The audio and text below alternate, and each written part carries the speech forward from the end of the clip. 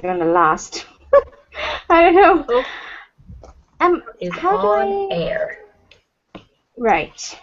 How do I turn you down a bit? You're a bit loud in my ears. Settings. It's just on your settings, Yeah. or it should be on your computer, not the Okay. Bluetooth. Okay. Let's do that. Okay. First thing I wanted to bring up is, so I'm curious about how everybody became interested in this kind of thing.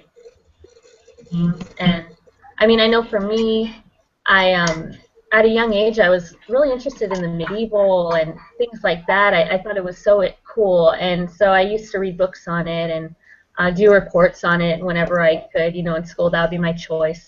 And and then when I got older, I was led through a spirit guide meditation, basically the first guided meditation I'd ever experienced in my life.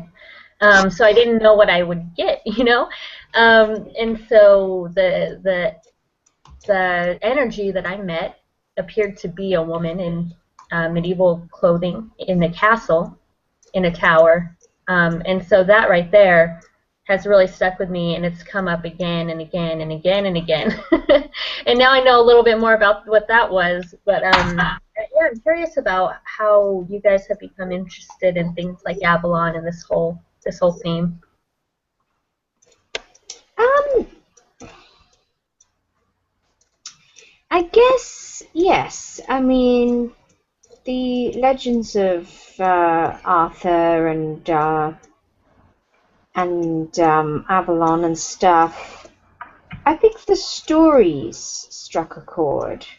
Mm-hmm. Now I forget which book I read about Merlin and Morgan, which I was transfixed by the story. Oh, is it the Mists of Avalon? That's probably the most popular one. I can't remember. I was very young, and it was one of those books I just consumed, Mm-hmm.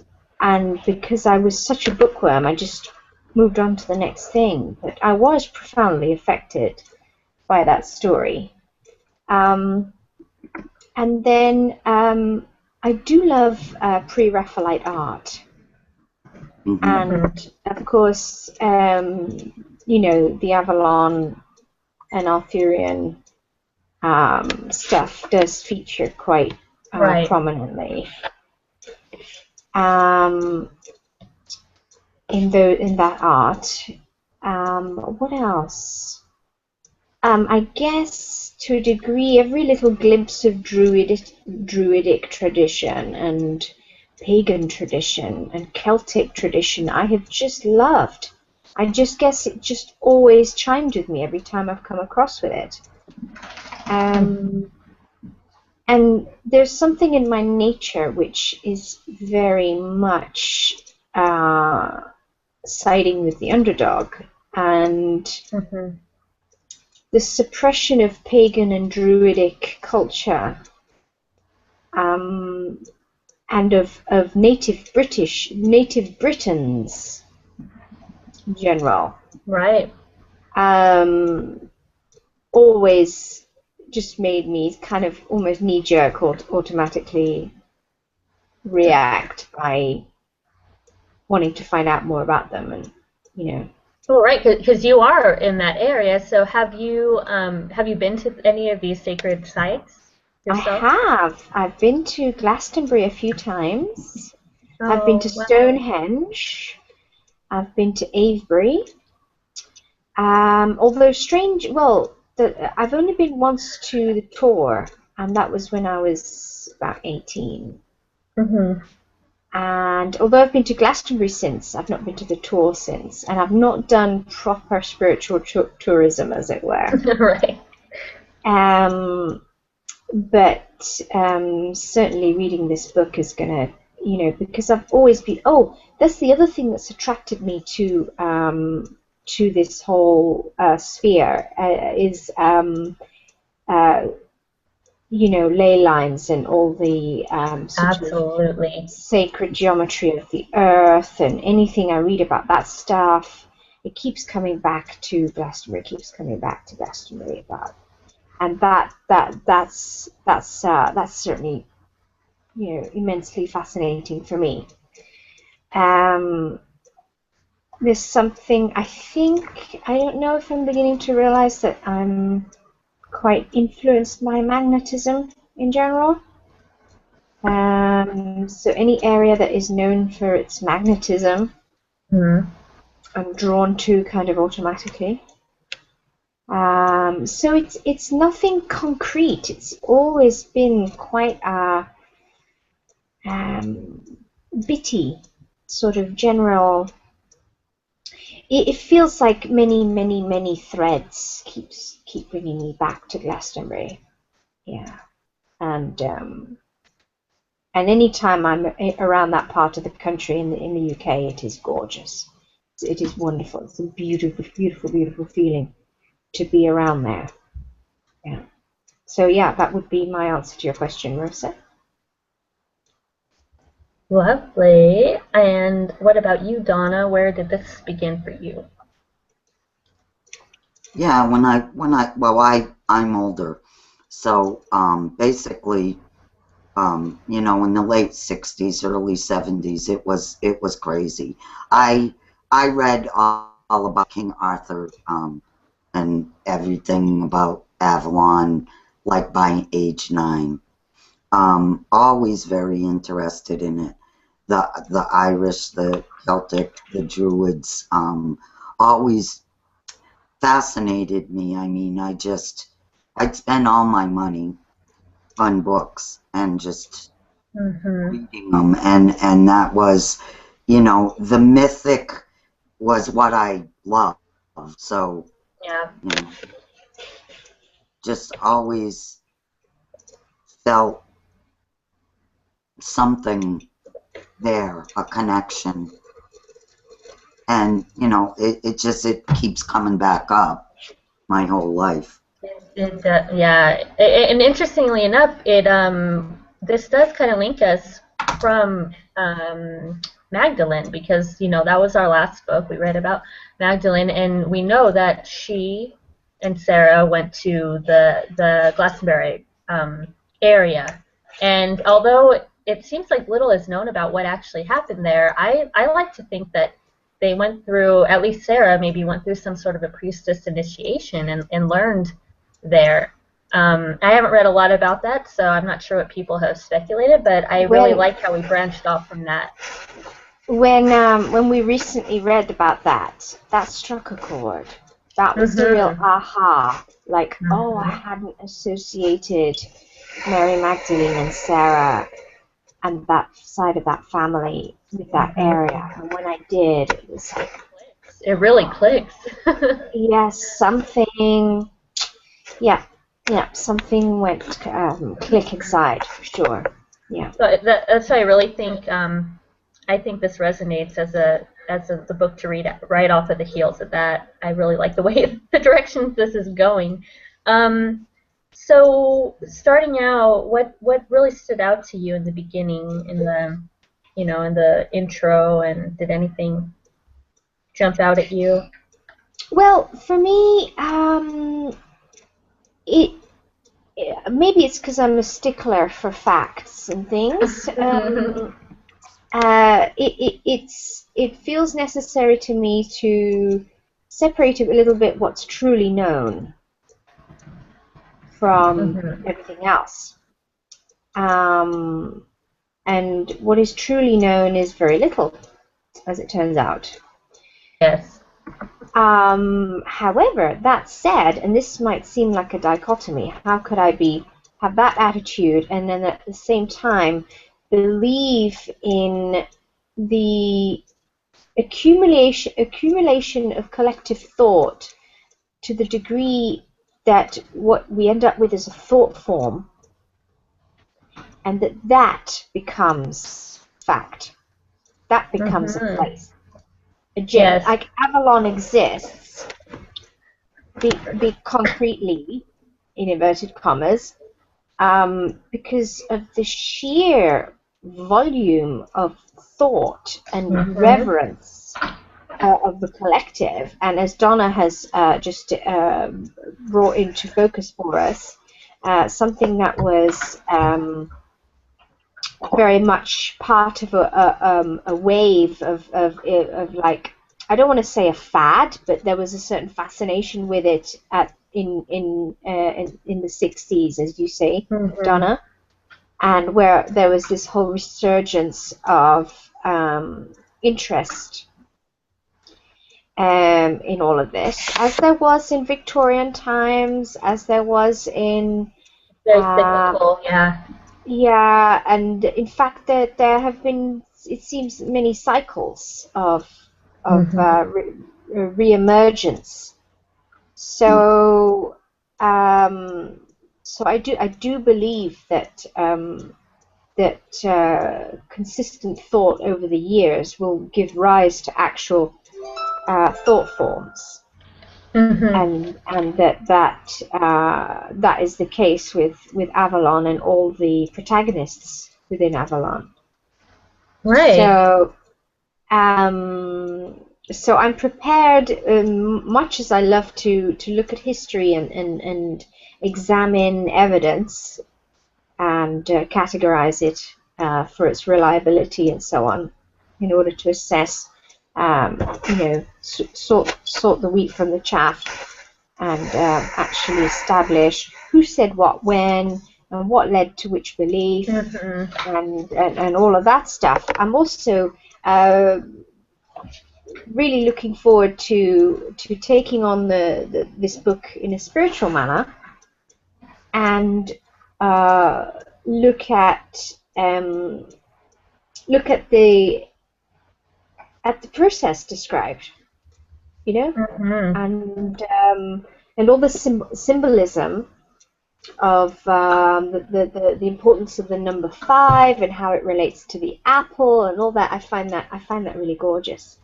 I find that really, really very interesting. The apple part, that is so interesting to me. I mean, everything about it. Right. I read about that part, long ago, and other religions too. The other thing to think about is that the number 5, and then in the center is the core. 5 goes to the throat chakra, and then joins in with the third eye and the crown. So that's the other thing too, is it's like from everywhere, from every region of the planet, it all, whether it's Buddhism. Can you go in? Catholic. Can you elaborate, Donna? Can you elaborate a bit more about how 5 relates to the throat, the third eye, and the crown? What you just said there. Well, we have 7 main chakras, but yes, to get to the higher ones, you have to have the first 5. Yeah. And so, like, the seeds of the apple go like this, like the picture shows, in a circle like this around it, and then there's a middle, and so that's a core joined with the higher ones, or your higher self. Yeah. And I love the way the apple is a very beautiful and pristine torus. I mean, you could maybe posit that all of nature is basically torus driven, but there's nothing quite like the apple for a beautiful visual representation of the torus. The sand dollar too. Sorry? The sand dollar, it's round and it has the same kind of things. And then I don't remember if it's 5 or 7. They almost look like some kind of little doves or something inside of them when you dry them out, actually. Oh, that's true. I have a few. I'll have to look at that again. I didn't even think about that. I really like them as a child. We'd go out at me too. I loved them. On the Cape, and I was always looking for them. So yeah, and the symbols on it and everything are the same too. So it's really interesting. What also stood out to me, I really liked how they talked about the colors of the apple, the red representing the mother, the white was the maiden, the black is the crone. Crone. I love tying in the whole maiden, mother, crone. And you know what that flashed up for me? Snow White. Yeah, I wrote Snow White under that because her, Snow her White, lips and of are course red, her skin is white. Yeah, and of course the apple features prominently in that story. Yeah. We see the apple come up in so many myths. Yeah. And fairy tales. And one day I'll tell you my Snow White story, but because Snow White was and it's 7 dwarfs too. Oh, which is the 7. It is kind of funny because throughout all of mankind, these things just repeat and repeat in different myths and stories. Well, you know what it is? Part of it is here's the theory anyways. I've heard that some of these things had to be hidden in these fairy tales in order to spread the word about them, and it also just goes into your subconscious too. So absolutely. It's a way of doing it that they had to do back then. I won't get into the whole, religious aspect of hiding the truth, but that's part of it. I have been, I can't, as energy therapist, I'm always relating things to the chakras, and these really resonate. They even correlate them in the book. They say this is the throat or this is the. But I had wanted to go over what each seed represented as far as approaching Avalon. I love that part. I made so many notes about seed 1 and about calling the barge, and it's really a step-by-step process about going within. And I just absolutely love the idea that parting the mists and going to the shores of Avalon is basically going into your own consciousness. I really like it. They laid that out. I read through that part so slow and just again because I did guided meditations with my friend from England that goes to all those sites and, re-clears the chakras and the ley lines there at all the churches along the stops. And like this, I don't know if you can see it. It's a little blurry, I'm not sure. It's a heart. It's purple. Can you see that? Oh, yeah. Up a bit. Yeah. Nice. Wow. So, yeah, I got that from her for a gift. And then I got this. And it's water from that red spring.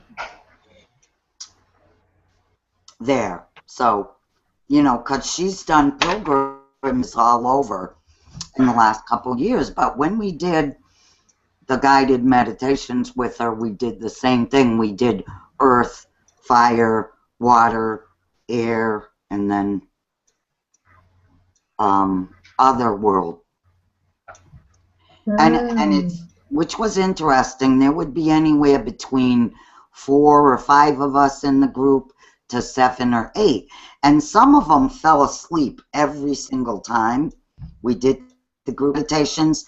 But me, and one other of the woman, it's like before she would say things about the guided meditation, I'd see them in my mind. And like I had tons and tons of visions coming up and everything during the guided meditations. So, like I said, it's just really felt familiar to me my whole life, I guess, Interesting. I've had that experience at one time where I was listening to a guided, it was actually a past life regression CD, and I realized that I was seeing some of these things kind of a step before he would say, okay, now visualize this, and I'm like, I already did. Oh my God. It was pretty cool. It's pretty interesting. Because you know that there has to be, a higher link of all our consciences, and that you and them tag the same stream, the same forking kind of information from different spirits, Okay, so let's see. So, okay, like I said, seed one was calling the barge. So, what does that really mean to you guys about calling it, and putting out that intention for it to come to you? Um,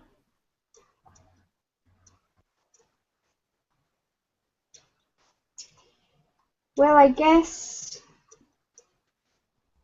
well, for me, up until now, all my spiritual practice has involved calling for manifestation, really. Not all of it, but a lot of it, Right. and and just now and again, I would call for manifestation of spiritual advancement. So I guess I would be, so for me, I make a bit of a distinction, not on purpose, but I make a bit of a distinction between calling for manifestation of material things Mm-hmm. and kind of circumstantial kind of environmental stuff, and calling for Right. manifestation of Spiritual. any sort of spiritual clearing processes, or Mm-hmm. calling for manifestation of the removal of my obstructions to flight, to use the term from the previous book we've been reading. So for me, at this particular time, beginning to read this book, and this ties in with something that's written just a little bit further on from page 11, is that in calling for the barge, I'm I'm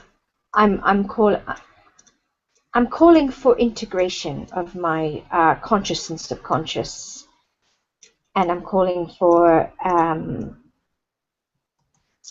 have a wish to integrate, basically. Yeah. Does that make sense? Yeah, that makes sense to me. Mm-hmm. Mm-hmm. What about you? What's calling for the barge for you? Um, Yeah, for me, it really it is setting out that intention. It's going, all right, I'm ready. I'm gonna get on the ride. I'm ready to get on the ride. And that's so important to say, okay, here I am. I'm present, to be present. To be mindful of what you're doing, and just preparing yourself. And it can be, I don't want to say a treacherous thing. It could be a bit of a scary thing sometimes to do this. There's just a level of fear sometimes, I think, to just dive right in. And even just the whole barge and parting the mist, it's kind of a little bit fear of the unknown. So, yeah, I feel like the woman who's standing on that shore calling it is very, is really channeling that strong energy. Is brave, yes.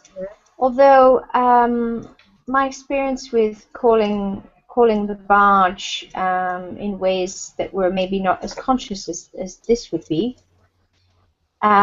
is that it always, the mist's only part when everything. I mean, apart from one instance where I didn't know what was happening and I hadn't a clue what was going on, and it was slightly a bit on the aggressive side. Generally speaking, all my evolution has been at a pace that has been suitable. Like, I don't know. I have a faith. I have a faith in the process being ultimately pleasurable. Actually, now it's interesting that I think something's clicked and that fear is gone. I don't. Yeah, I'm not fearful of calling the barge. I know that there's always work involved. Right. I know that there's with any spiritual process, in order to step up into joy, there's always obstruction, and a lot of it is very uncomfortable. Yeah, of course it is, because otherwise it wouldn't be there in the first place. Because essentially, when you've got obstruction to your own integration, it's because you're holding on to the shadow. Mm-hmm. Absolutely. Effectively, you're holding on to that shadow, and what's motivating you to hold on to that shadow is fear. Mhm. Yeah. But what I'm finding is that I'm growing in faith, I'm growing in trust, in such that letting go process, that assimilation of those shadows, is less and less painful and less dramatic, because I know that effectively it's all emotion and none of it kills you. Mhm. That's a good way of looking at it. It's not going to kill you. None of it kills you. Remove That's what that it fear. feels like, and it is effectively it is all ego death as well.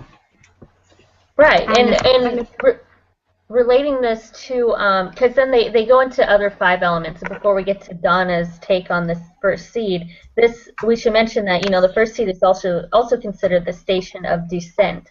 So this is where you're descending. You're turning within. You're yes, looking at your shadows. This is when you start to understand your shadows. So yes. yeah, what are your thoughts, Donna, on that first step, I guess? Yeah, it just took me forever to just get through that part because I had so much visions coming at me. It's really kind of crazy. 2 weeks ago, someone I grew up with passed away of cancer. I also went to school with his wife. I put up a thing saying Jackson Brown is playing up in Hampton Beach, up near my friend Rosie's house. She lives up there. So a lot of times we'll go stay the night, and we'll go to a concert, and we can stay at her house on the beach. So it's great fun. Anyway, Mel said she wanted to come. So I said, yeah, cool. So Mel lives, a couple towns away from me, so we could have traveled up. Then she said she wants to bring this other girl, Lisa, that we grew up with. Well, I never disliked Lisa, but I didn't know her well. When we were, I think, 9, my mother and I were at one of my mother's friend's house, so I was friends with all her daughters. We were going over to Lisa's mom's house because it was Lisa's birthday, and some of my friends were friends with Lisa, but I'd never been in class with her, so I knew her like to say hi, and what she looked like, but not know her. Anyway, I went there, and her mother and her older sister decided that her older sister was like 18, and she was married, so she had her own apartment or whatever with her husband. So she invited us all to go over and have a birthday party for Lisa. And we got there, and her sister ordered a bunch of pizzas, and Lisa started really giving her a hard time. Like what she was doing wasn't enough, getting soda, chips, ice cream, pizzas, all this stuff. You have 6 friends overnight. Her sister paid for it all, And Lisa wanted more, and she was really like being vicious to me, to her older sister. And I just said something like, Lisa, that's not nice. You should appreciate what your sister did. Well, Lisa instantly got mad and turned on me and said, well, I didn't even invite you here. I don't want you here. Then her sister and our mutual friends started saying, Lisa, stop it. You're not being nice to Donna. And I said, no, it's okay. I tried to go home, and her sister's husband had drank too much, so I couldn't get a ride home. My dad worked nights, so he was gone with the car already to his job, so I couldn't go home. So, and it's weird, over all these years, we're 54 years old. If I'm anywhere with her, I'm in a church, one of our mutual friends see me, come sit with me. Oh, Lisa's over there. I'm going to go get, she won't come sit next to me. I've been like I've been in doctor offices, and she like waited on Mark, and it's like she's handing him papers and not even, no eye contact. No, she won't look at me. So anyway, Mel invited Lisa to go up. And then I'm going to be in a car with them for a 2.5 hour ride. And then the whole concert, then overnight, and the next day, I'm like, I don't know. And I'm like, why is this coming up? And I'm like, I didn't see anything at that time that I could or would have done different. I've always kind of been like, maybe a little too outspoken if I see someone hurting somebody else in that. So I really thought, like, this got to be coming back up for something. And then there's these other people that I worked with, and, like, they broke laws about how you treat clients with disabilities and stuff. And I didn't like working with them. I'm very uncomfortable with them. Jimmy's band, the guy I'm dating, is suddenly, his band is playing with the other band.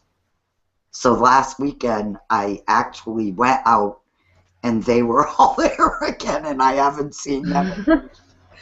And they, like, really seem uncomfortable with me there or whatever, and I'm like, I don't care, you know.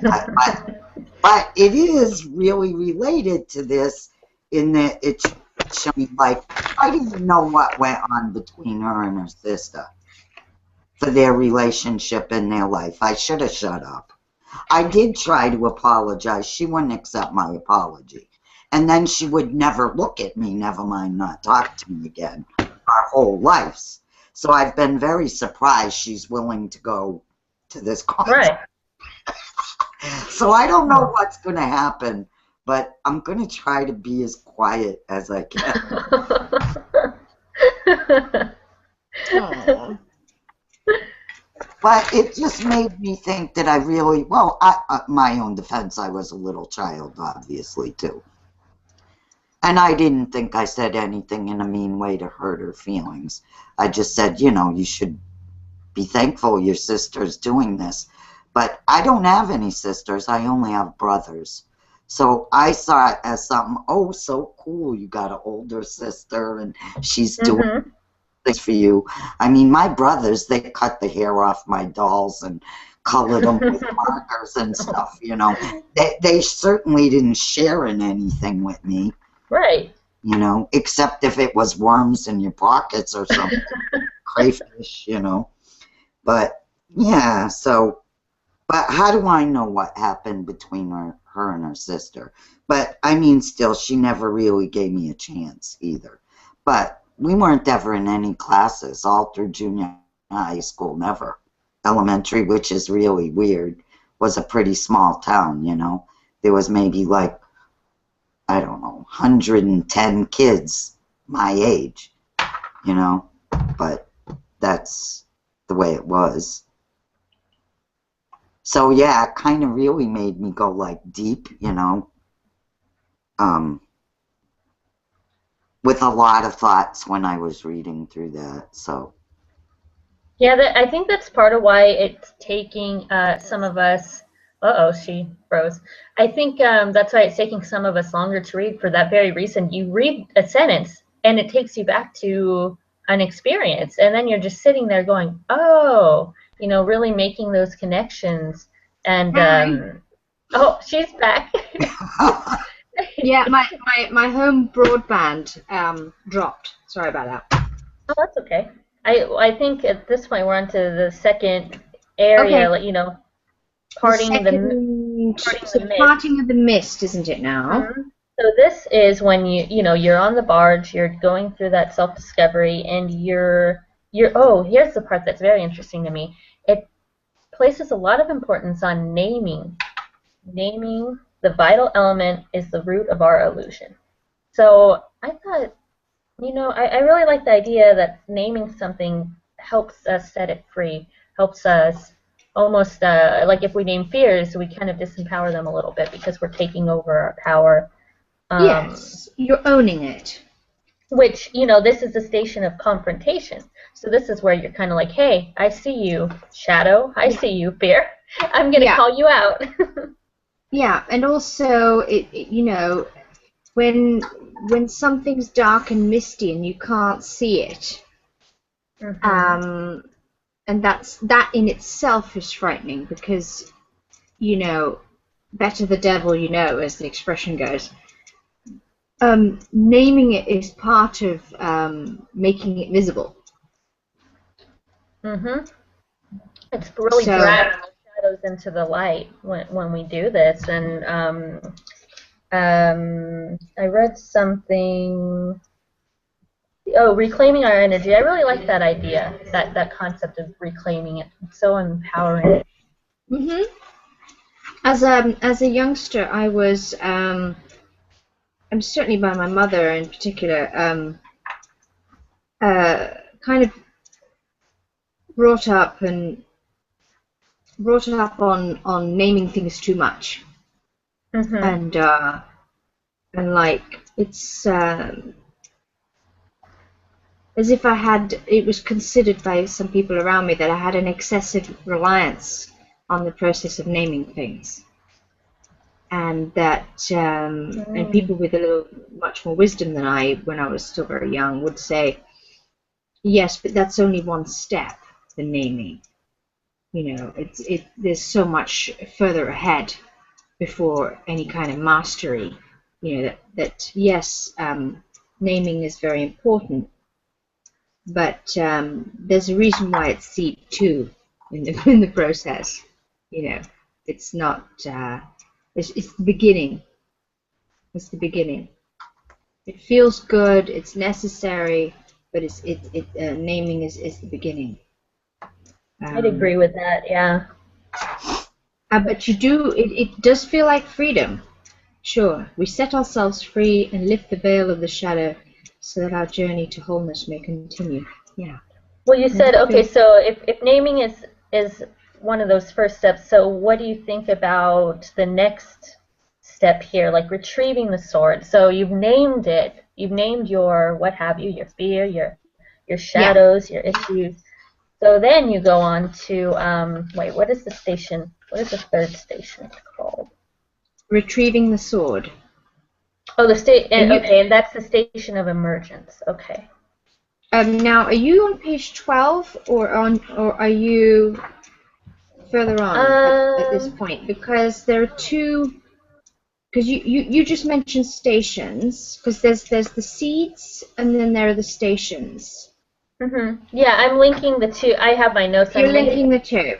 Yeah. Okay. As we're going through the seeds, I'm going ahead and just like linking Mm-hmm. the station so that we could keep it in our heads. So yeah, so that is the station of emergence. So planting the seeds, So in fact, hold on. Are we on seed 3 at this? Yes, we're on seed 3. Okay.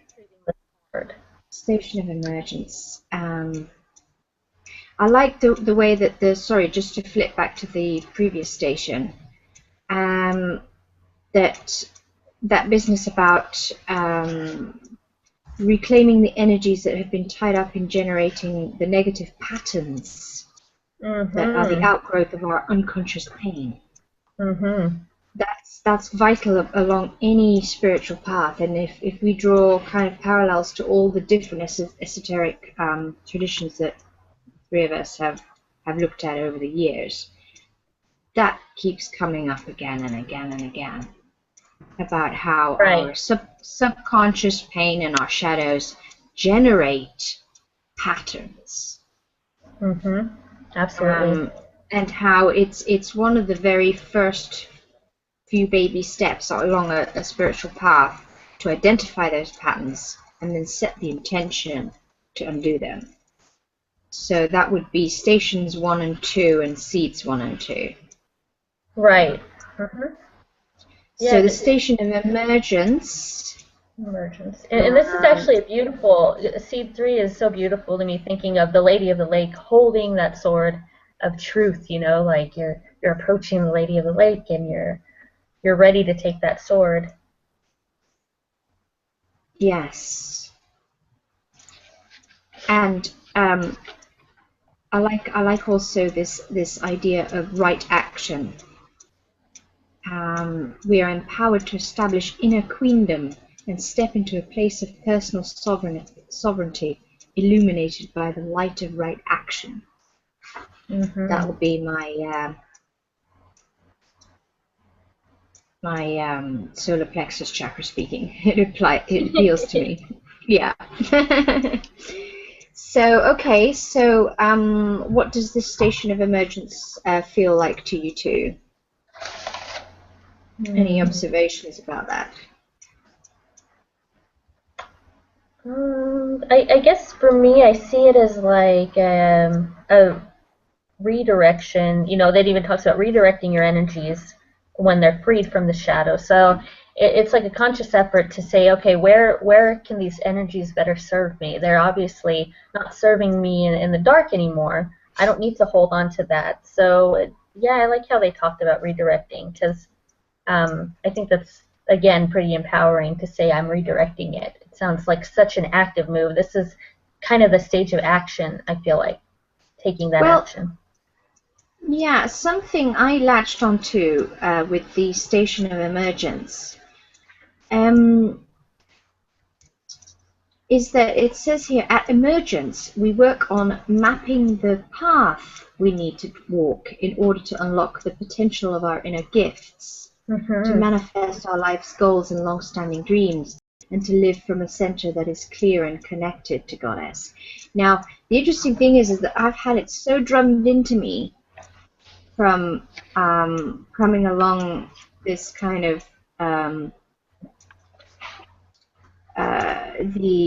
the philosophy of manifestation, which is that you don't map that path, right? You set the intention, and then what you need to do is let the universe show you the path. You don't map a path. Right. So it's quite interesting to see this written here. So I wonder if that's going to be developed further as we explore the stations in greater detail later on in the book. Right. See, my impulse is to always map things out in great detail, and I don't know how much that is about a fear relating to the need for control, or whether it's just the way I'm wired. I like to imagine things in detail.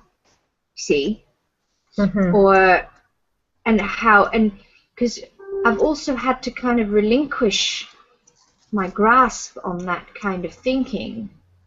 You know, the excessive mapping, right, control, because I've discovered that it's kind of limiting. That the universe prefers to do that for you, really.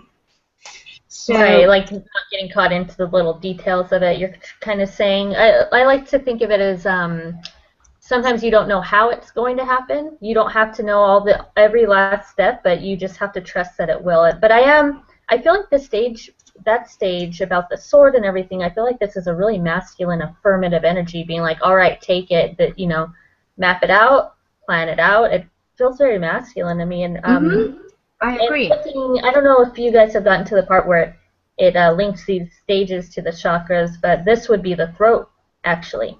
So, yes, it would. To self, the mental. See, this is more the mental, of course. Like, all right, what am I going to do?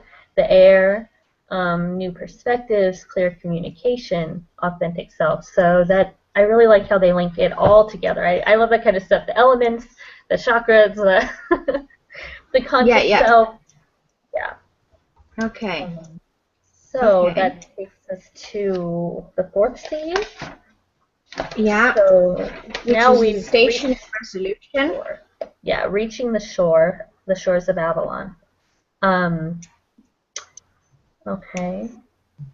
This is more of a fire element, the heart chakra, the higher self. Yes. It's amazing how, for me, I have an association, just the words reaching the shore. For me, evokes coming home, which is very hard for me.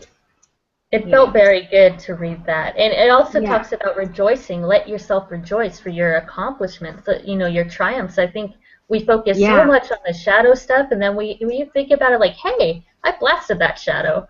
You know, I need to celebrate this.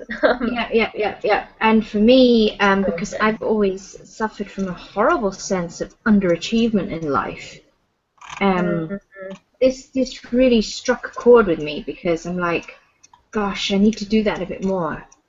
So, in fact, these days I deliberately try and show people my art and try and talk about my achievements and share my experience along the spiritual path with people as well, with more of an appreciation for my own, for you know what I've achieved. Yeah.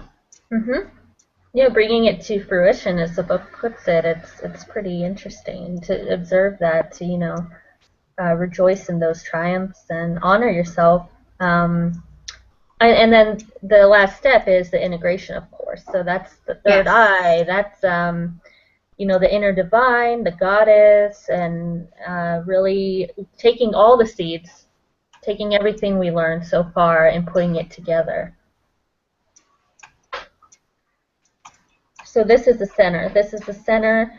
It's between all stations, but it's also connected to all stations. So it is seeing the big picture, because when you're in the center, and this is what I like to talk to people a lot about, balancing, when you're in the center, you get to see all sides. You see the big picture. You're not polarized. And of course that's about inner balance, and you could like go on and on about that, but I really like how they wrapped it up like that. And to go back to just the previous paragraph, the last line, the last sentence of the Station of Resolution,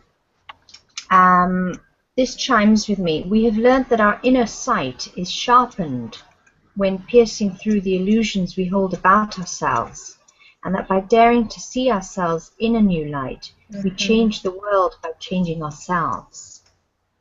You see, I wrote that one down too. Making the link between seeing oneself clearly and the power to manifest. Right. Which is very throat and third eye, of course. Yeah. Oh, absolutely. Yeah. Okay. So where does that bring us? And then station of integration, so insights, lessons, changes. Well, I like how the challenge here is, and this is something that gets brought up a lot for me, how can we live consciously in the material world while embracing the truth of our divine nature? I think a lot of us treat I don't want to say us, I have seen people in the spiritual community treat the material world as if it's garbage, but we're in it, we have to respect where we're at and just balance out our divine and our material, because we are material. So that's kind of my take on that. Yeah, I never understood that approach, I must say. It's like we are here.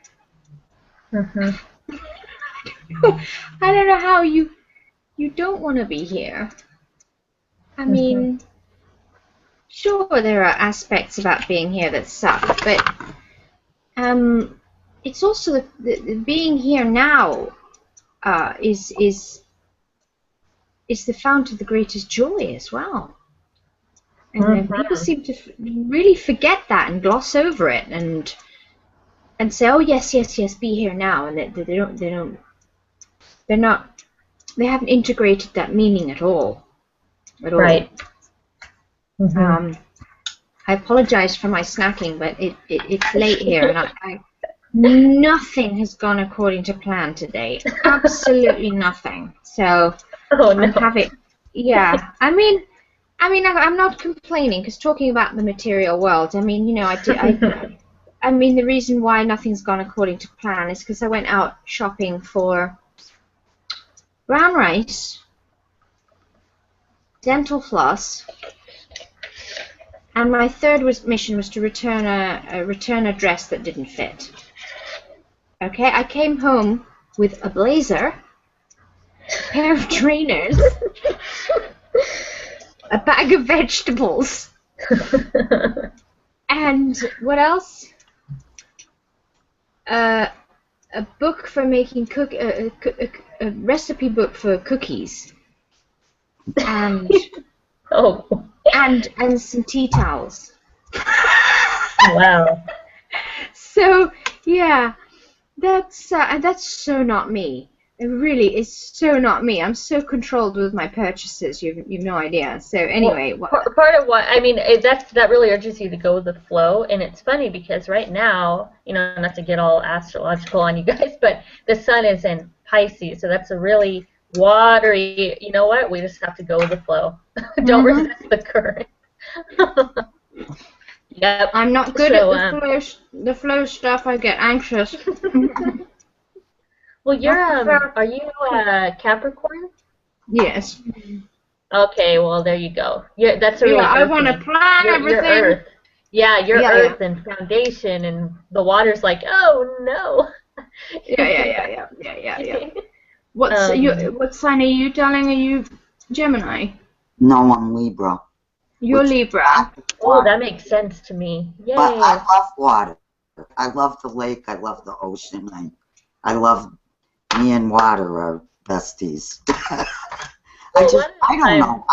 I love the earth. Like when people talk about, I don't want to come back here. I want this to be my last time. And I'm like, yeah, I don't is our choice. Look at the beauty or focus on what's wrong. I don't want to focus on what's wrong. I love it here. I think I'm grateful. That's what I was going to say. Grateful. I'm extremely grateful to be in this experience. I think, I think that's important. So what I thought was interesting, speaking of we talked about the ley lines a little bit earlier. Yes. I've done a lot of studying about these, and I don't know if I forgot this, but I'm glad it came back into my awareness. But about how apparently the Michael and Mary ley lines crisscross at the Tor. Yes. And that is so fascinating. Yes. To me. And the fact that Michael could be considered Merlin, Mary could be considered Morgan. Yes. Red and white, it really all comes together as above, so below, male and female. So I thought that was actually pretty. Yeah. And because I'm all about the balance of masculine and feminine and the harmony within the two. Just to go on about astrology, I've got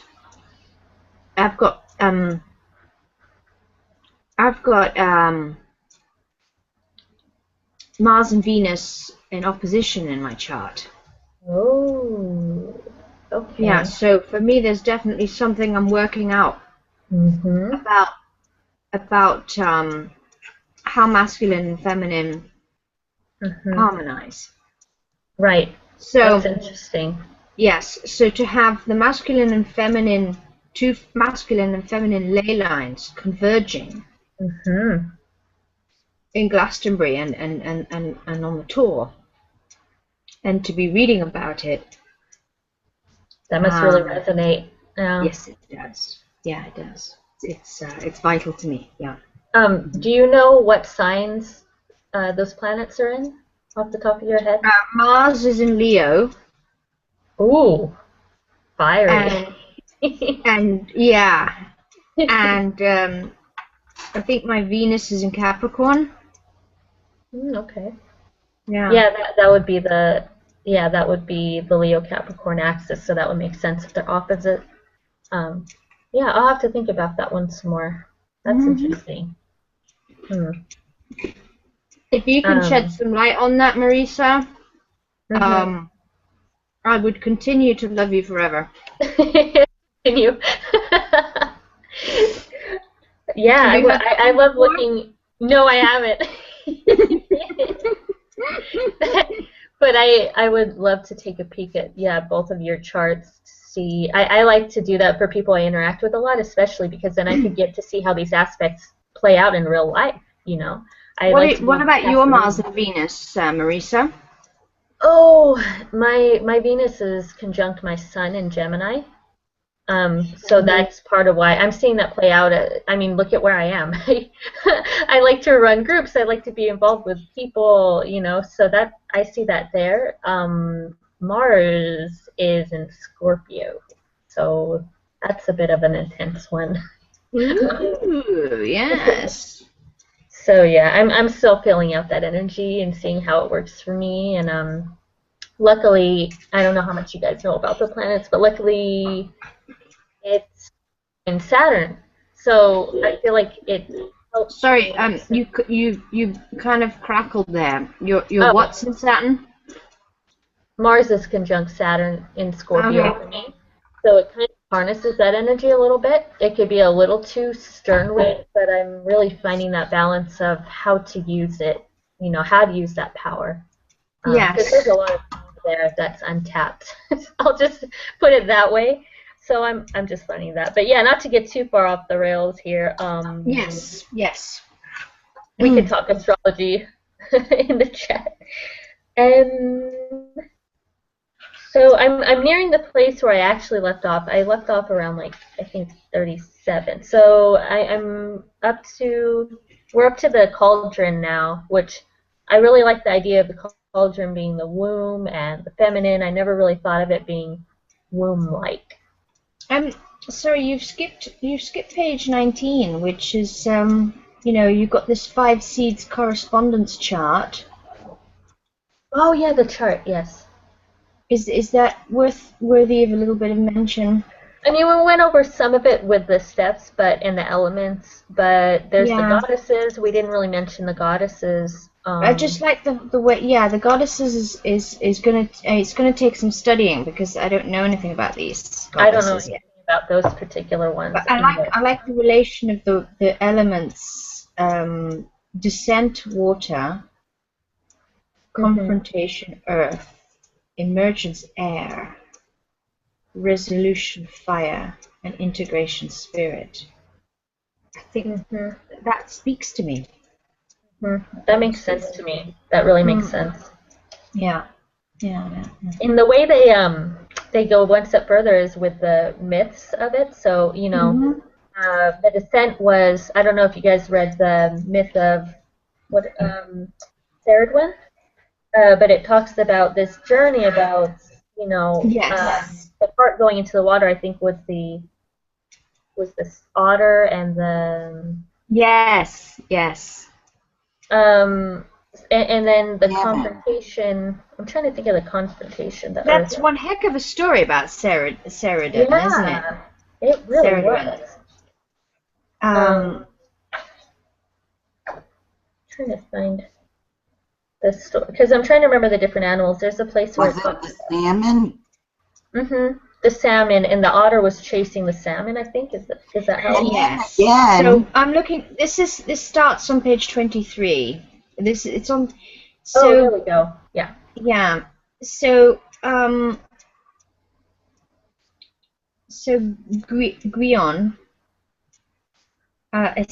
sets off running as a hare.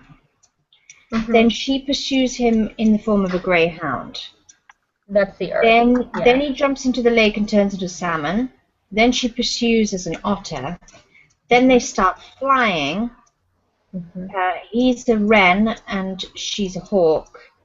And then finally she catches him when he turns himself into a grain of wheat.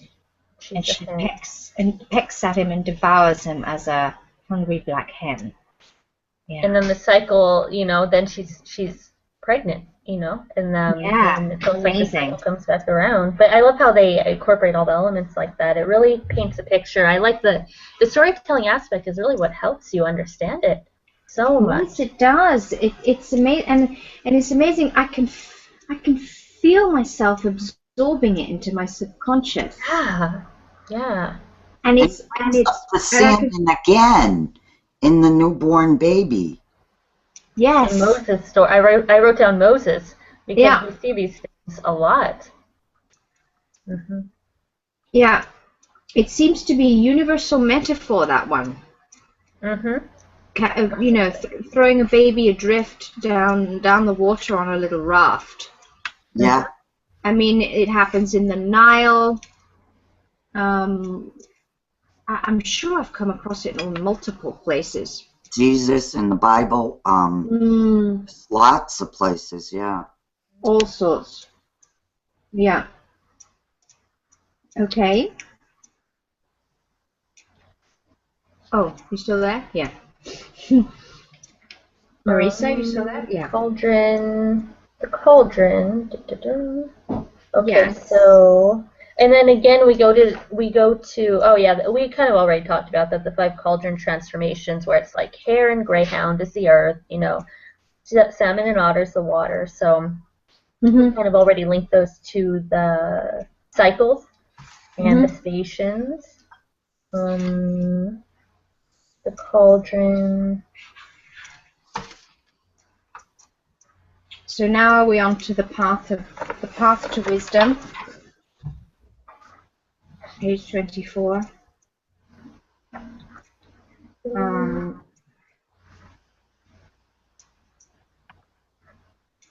Oh yeah, that's the Ceridwen myth. Yes. So Ceridwen is a divine healer.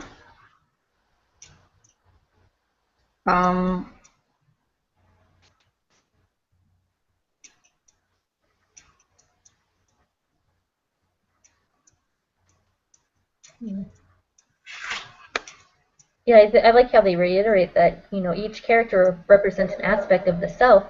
Yes. Each action is a metaphor, so that really makes you go, oh, okay, what aspect is this of myself? What aspect is that? What does that represent? When did that happen in my life, or hasn't happened? And to go back to what you were saying earlier, Marisa, about how the descent is never easy. It demands great courage of us. And I guess like I was saying earlier, I've just eroded that fear by, you know, continually finding so many fruits, you know, on the other side. Right. that it makes it worth it. The reward, like it talks about, yeah. Yeah, and it's discomfort rather than abject misery, you know. Right. There's definitely a difference. It's just a necessary thing. It's almost like growing pains. I like to call them growing pains sometimes, because it really helps balance out the negativity, the negative words. What did I write down here? Oh, in fact, talking about that, it says the Celtic triad, the 3 foundations of learning are seeing much, studying much, and suffering much. Yes. So it kind of lays it out there. Yeah, I don't know. I don't like to. I can see why, of course. I'm so. I have such a reverence and respect for the written word, and what that does to the collective psyche, that I don't like to declare suffering to be part of the same way of the process, you know. Well, even in Donna knows this. Even in Healing Circle, I try not to say, you know, this person is suffering from cancer. This person is suffering from anxiety. I usually say they're experiencing it or something like that. I don't like to think about the whole suffering from. And no, I don't resonate with that word very much either. I mean, because when we go back to naming, I mean, the thing about naming is that, you know, it kind of, you have to be so careful, because by naming something, you do, you know, you are initiating a process, you know, so, you know, it's vital how you word things, really, really vital, you know, as so many NLP based modalities teach us, you know. Right. But hey, the thing about myths and legends is that they are based on such a massive body of universal experience that I guess the reason why they're passed down is because they continue to be true, you know. Oh, absolutely. Otherwise, if it no longer resonates, it's no longer passed down. So, I guess that's why a triad like that would still be reaching us, you know. Mhm. Yeah, I'd agree with that. Mm-hmm. I thought it was interesting about how, it says metaphorically, the radiant brow of Telyndru demonstrates enlightenment through cycle work. So remember how she births him, and it talks about his radiant brow. That could be seen of as reaching that third eye of going through all the cycles and really emulating the product of she birthed this, the product of doing all the work. That's how I kind of see him, which is very, very interesting. And for me, the fact of there was something that was written about cycles which really deeply resonated with me. I'm looking forward to finding out what this phrase means, whether the author is going to expand on this statement that she makes. Each station represents a corpus of energetic correspondences. That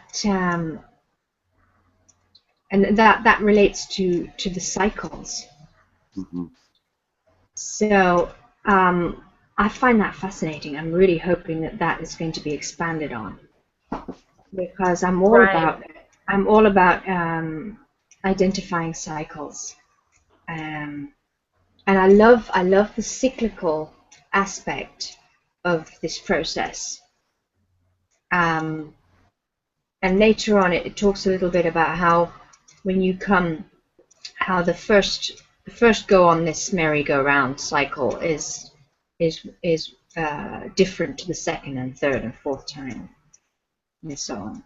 Right, that resonated with me a lot. The fact that you can do this again and again. We do it again and again. It's not like a one shot. We're constantly, each time you've learned something new, and it becomes maybe a little smooth sailing each time. And what really ignited a spark in me when I was reading that was that it just so happens, coincidence, not, that I'm just about to embark on another cycle myself now, and I'm casting around for guidance, because it's an awful cycle. I mean, it tends to be very painful. It's a 2-year cycle, and it begins with moving into a home, which is precisely what I'm gearing up to do now. Oh, right, I remember reading about that. Mm-hmm. Yeah, that's funny, because I just moved too. Yeah, it's interesting. So I'm determined that this cycle, I'm gonna crack something. Well, I cracked something last time. Of course, I crack something each time, but I've actually said to my sister, I've said to her, sweetie, you've got to come and visit me, and you've got to help me not fall into this well that I have been doing again and again and again all my life. Because this cycle represents the first 2 years of my life, I've begun to realize. And it was passed down to me by my mother, because the same thing effectively happened to her. Well, she perpetuated it. What she did with me was very, very similar to what her mother did with her. So. Oh, I see. Yeah. So I'm going to. Yeah. So I think I'll be applying this this process as it emerges in this book with particular attention on what that means for cycles, you know, and how that applies literally to my cycle. Well, that's the best way to see how it applies. That sometimes we read books and it's like, oh, that theory's nice, but we don't really apply it to ourselves. I think now we're ready for that action. We're ready to examine. Or you can't see it too. That's like what I said about my meeting up with this girl suddenly and these other people, and that I never really had a problem with it. I just figured if she don't like me, that's her right. Everybody don't have to like me or give me a chance or whatever. So it never really bothered me. And yet I have to admit, to go somewhere and to be with somebody who is going to like not look at me maybe is kind of weird feeling. It really has been making me this week look at things that I could have maybe done differently, where I didn't intentionally hurt anyone. That was never my intention, but it's become obvious in my face that I did. You know, and so to look at me for the whys, what didn't I see there that I should have seen, I think. Yeah. That is part of cracking a cycle. And I think vital to the process in order to overcome a cycle is to feel what you didn't want to feel first time around, second time around, because it's all about feeling, isn't it? We keep recreating the experience until we integrate the original trauma, the original feeling. Well, in some ways, right. I think I didn't have any boundaries at all at that time. So when she reattacked me, I gave up my own rights. I gave up my own power. I said, fine, I'll leave. It's okay. Instead of, you know, identifying, right, you know, I did a little as best I could. I was 9, say, you know, that I was sorry and whatever, but I probably didn't use, you know, the right words to express myself, that it did hurt my feelings too. And that the thing is, it's her birthday, so why wouldn't I have just said, fine, have your way. Whether you're being nice to me or not, I'll just back away from it. Right. I mean, I don't know what else you'd do, but still, I don't know. Seeing it's here right now, I guess it's just for me to keep looking till I see some other aspects. Yeah. But like, God, like cycles are so complex, aren't they? Goodness. That somehow I gave my power away to her. I guess how you would undo that, Donna, is by assisting her in reclaiming her power in the situation. Right, letting her say, well, you know, I never got along with my sister, or whatever the case is, and I don't know what it is. Maybe it's just that she was spoiled rotten, which kind of seemed to me. I mean, they had a maid and everything in their house. When she ate dinner every night, she basically put in her order to eat. They didn't just her mother make this for everybody. But still, that's kind of gossipy of what I heard. You know what I'm saying? Yeah. The thing is, your original impulse was to protect her older sister. Yes. But hold on, there's an exchange of power here. Because you said you gave your power away to her.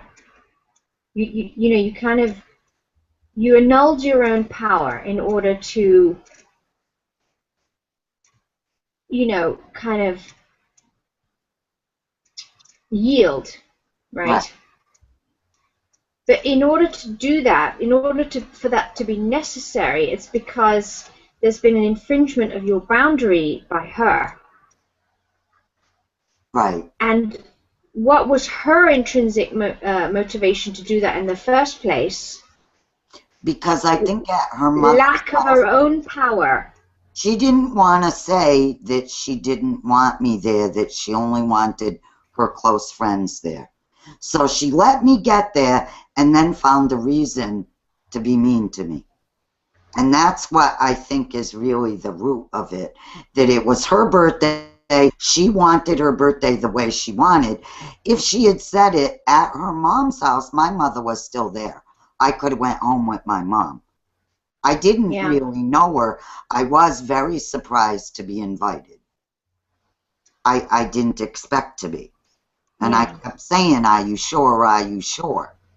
So then she went along with it, and then she was really deeply vicious to me. So much so that her best friends from very young were saying, Lisa, don't talk to her like that. That's awful. And, you know, like backing away, shocked and just, I think, like everybody felt hurt by what she was doing. Yeah, and you can see how originally, basically, the problem was her disempowerment. Right, because she didn't say, I don't want Donna there. I don't know her well. Yes, but also all that wanting more, all that this is not enough. But that wasn't really my business. I mean, I was not. No, but you see, the whole episode, the whole thing originates from her lack of power. And really putting her having you there, that was kind of her, I see, trying to have some kind of control over things. So it's like, okay, she's at my party. I have her here. And that goes along with the power struggle too, I think. Is trying to have some kind of control. Since you're in her atmosphere, she has more control. Yeah, because for me, something flashed up when you said I gave away my power to her. Because in order for that to occur in the first place, is because she was disempowered. She required that of you in order to, in a misguided attempt. Because I realized she felt hurt, whether I meant it or not. She still did. So I still, what you would call, bow to the other person and give them their way, right? Whether they were right or not, you realize that they are hurt and you're not, so you say, okay. Okay. So how does that relate to the pattern today? Because it's very recently that you I think I did it a lot in relationships, especially with men. And I really have healed it like in the last 3 years and that. But that there's probably still some there that I'm giving up what I want and the way I see things. Which, like with Jimmy, I mean, when I saw him last week, he was talking about that if I didn't live with my sons, he'd have probably asked me to move in with him by now, and I told him I wouldn't have, even if he had asked. But he said he didn't ask because he saw that I was here with my sons and I was going to do this with my sons, help them get closer jobs, have their life more together before I would live with a man. And I said, I don't feel I know you well enough, or that my life would be the way I want it to be. I don't see it happening. I'm not trying to be mean. I enjoy being with you. I'm learning a lot. You're very different than other people I've ever been around, which is enjoyable. I admire him, but that doesn't mean that it's a lifelong relationship where I'd live with the person either. Right. Which is nice. He was okay with me saying that, because then he's joking like, are you saying you don't like me? And I'm like, no, I really do, but we don't date very often. Sometimes it's once a month. Yeah. So That's not enough. it's not enough interaction to ever feel like a close bond. No, it's not. It's not. That's not an intimate relationship once a month. But it's because I'm driving for my sons, and then his Right. work hours, and when he practices with the band or he's playing, we're like different directions, really, a lot. Mm-hmm. So it's like a ton of space you're giving to each other, you know.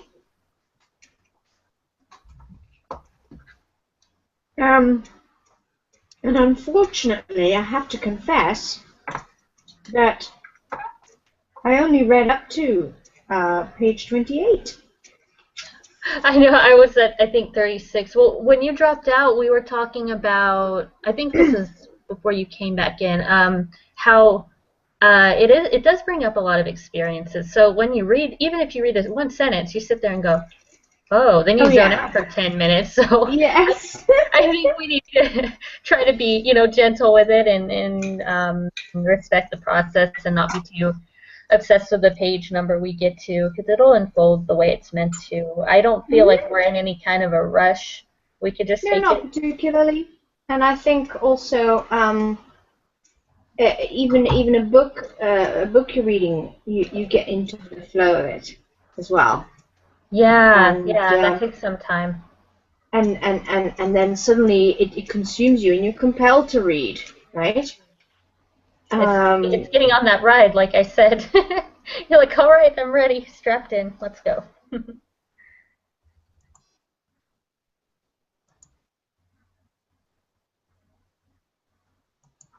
Glitched again. I don't know if it's on my end or hers. Oh no, I see you moving. Blacked out for a second too. I see you moving, but she's frozen. Yeah, it just must have all the way around done it, I guess. I couldn't hear you. I couldn't see any. Uh-oh. She's probably gonna drop out and come back in. Well, around the part where I ended, I wrote down this would kind of be a good closing thing. Women of Avalon are the bearers of the Grail and the daughters of Saradwin. As such, we are spiritual midwives, birthing ourselves and attending the births of each other into the sovereignty of womanhood. And I really liked that idea of being a spiritual midwife. I came across that phrase like months ago. I remember we talked about it in my group. And I really like the idea that we're all kind of serving as spiritual midwives for each other. That really resonated with me. So I'm glad to read it here because that's something that's been a theme. I hate to end this before she comes back in. I'll let her come back in and give some closing thoughts. I'd hate to us drop out and she comes back and no one's here. Yeah, I don't know. She did come back in for a second, but then she popped back out again. I hope she can get back on before we close. Oh, she said end again. Did you listen to the newest Matt Kahn? Some of the stuff he's talking was kind of about this too. It was a long one too. An hour and a half or an hour and 20 minutes. You'll have to link that in the chat. I didn't hear that one. Yeah, maybe after I go pick up David, because I really got to head out of here soon. And go get my son. Okay, well, yeah, I don't know if she's able to come back in. We could just probably end it and tell her that we closed it. But yeah, I'm glad you guys were able to come in. There have been a couple people watching, so I'm grateful for that. That's cool. I hope you're getting something out of it too. And we'll figure out when to meet again. I think we're trying to aim for the first of each month, or the first Saturday or Sunday of each month, which seems to work out. So yeah, thanks for coming in and chatting and bringing your own experiences and making it personal. I like the personal stories. I love hearing those. Yeah, well, I think it helps each other too, It does. There she is. We were just about to close out. We weren't sure if you were coming back. Oh, yeah. Gosh, where have those 2 hours gone? Right? Oh my goodness. It's It amazing. flew. Um, Did you have any kind of closing thoughts about this? no, but I tell you what, the thing is, we'd need another 2 hours probably to talk about this, but it's completely unrelated. But what about Teal Tribe? The dramas going on? Oh my God, I was deeply affected by that stuff. I surprised myself. Well, I didn't at the same time. I realized that basically I had projected my parents onto Teal and Sam. Oh, right. I remember you mentioned that. Yeah, and then the energy of that blog post. Oh my God, it just took me back. So for you, it was more of a personal, deeply personal. It was, but also as one of the admins of the UK Teal Tribe Facebook page, I had some kind of